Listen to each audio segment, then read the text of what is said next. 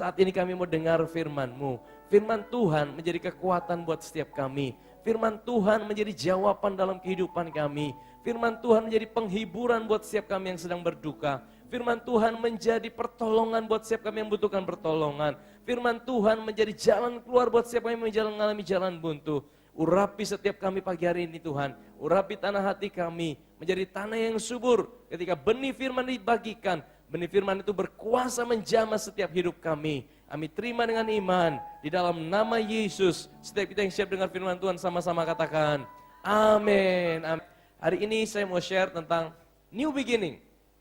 Tahun ini kita memiliki tema tahun permulaan yang baru. New beginning, katakan new beginning, katakan sampai kiri kananmu. Ya, tahun permulaan yang baru. Tahun 2018, tidak kebetulan saudara, tadi pagi saya ingat, oh ya 2018 juga angka 8 terakhir saudara. Kita tidak sedang main angka-angkaan saudara, tapi setiap angka itu memiliki arti yang signifikan saudara. Angka 7 itu memiliki sebuah arti kesempurnaan. Ya, angka 8 itu memiliki arti sebuah permulaan yang baru. Jadi ulang lagi. Ya, angka 7 setelah itu ulang lagi.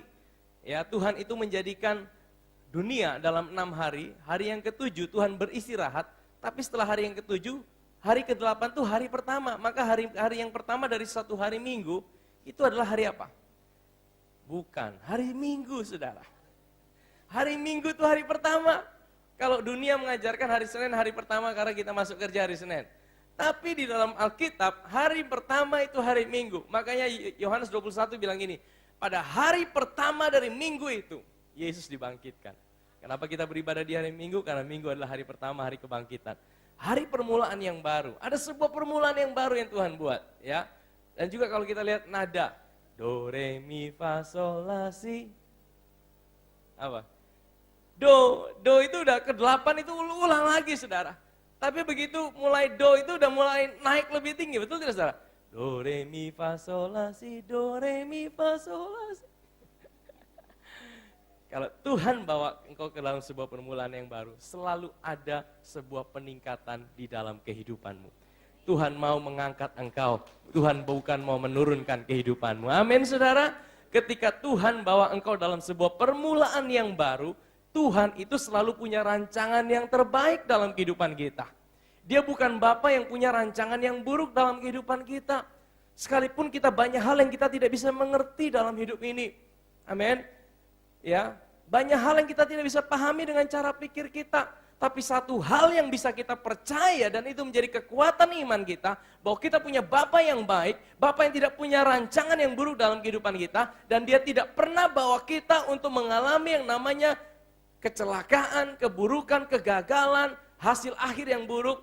Tapi Dia selalu membawa kita ke dalam sebuah rancangan yang penuh dengan damai sejahtera, penuh dengan kebaikan, sekalipun untuk melewati itu kadang-kadang kita tidak mengerti. Amin saudara. Ya, kalau kita baca firman Tuhan, makanya firman Tuhan ini luar biasa saudara. Firman Tuhan itu menceritakan tokoh-tokoh Alkitab, orang-orang yang sudah mengalami perjalanan bersama Tuhan.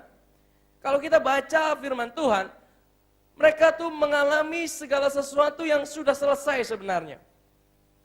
Hari ini saya mau bagikan tentang satu kisah, ya. Ada orang yang dibawa Tuhan untuk mengalami sebuah pengalaman yang baru, permulaan yang baru, dan dia paham dan dia percaya bahwa Tuhan punya rancangan yang baik, dia langsung ikut. Ya, ada orang yang tidak protes. Begitu Tuhan bilang, "Ayo kita bergerak," dia langsung peka, "Ayo kita bergerak." Sekalipun dia tidak mengerti, dia bergerak, saudara.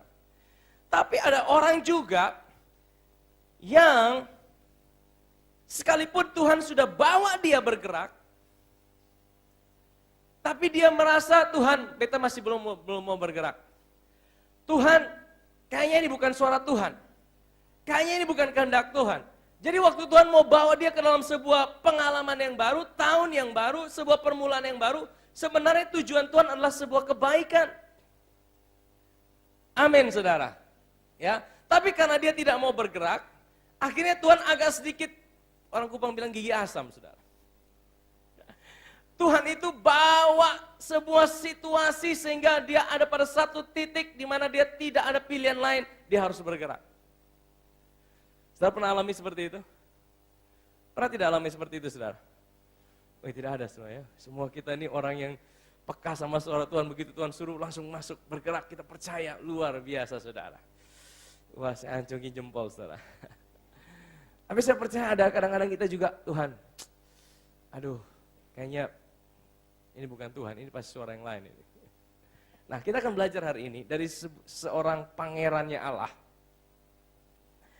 Pangerannya Allah yang bagaimana dia agak seperti tanda kutip dipaksa oleh Tuhan untuk mengalami sebuah musim yang baru, untuk mengalami sebuah permulaan yang baru, tapi dia agak dipaksa sama Tuhan.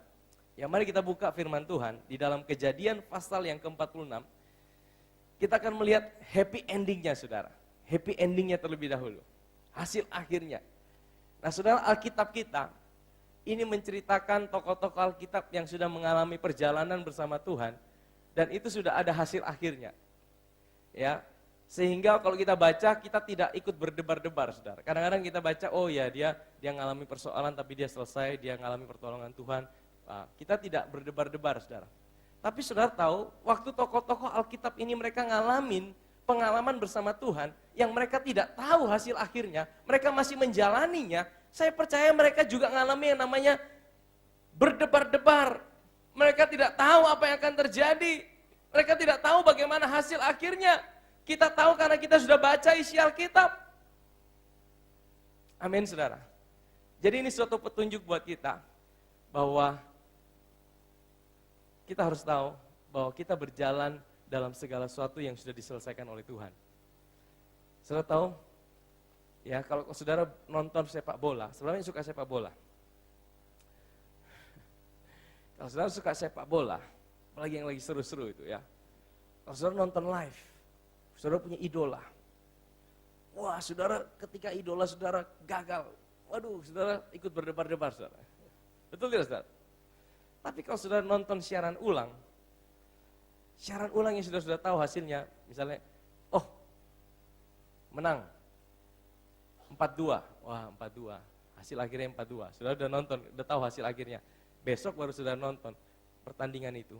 Jadi sekalipun jagoan saudara kalah 2-0, waduh, saudara tidak akan berdebar-debar, karena saudara tahu hasil akhirnya adalah menang 4-2, betul tidak, saudara?